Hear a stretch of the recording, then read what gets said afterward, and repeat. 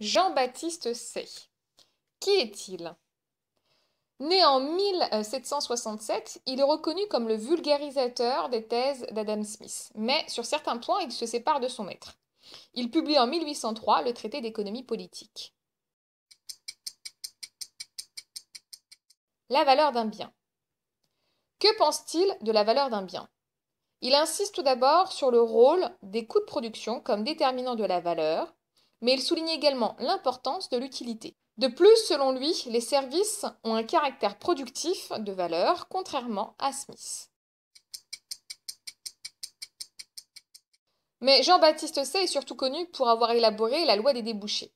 Pour lui, en effet, toute offre crée sa propre demande. Mais qu'est-ce que c'est que ça? Soyons plus clairs. Suite à une production, le producteur va dépenser une partie en matière première ou investir, mais aussi verser des revenus aux salariés. Ces derniers vont dépenser une partie, donc consommer, et donc créer une demande, mais ils vont également épargner, ce qui va permettre de financer l'investissement des entreprises, d'après Jean-Baptiste Say. La part du revenu créé par la production est donc intégralement dépensée. Une offre a permis de créer une demande qui va générer ensuite une nouvelle offre. Prenons un exemple. Je suis une entreprise et je réalise donc 1000 euros de chiffre d'affaires.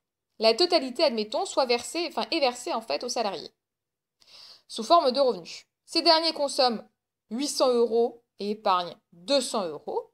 L'épargne va permettre de financer l'investissement pour un montant donc de 200. La consommation et l'investissement vont permettre d'accroître à nouveau la production de 1000 euros.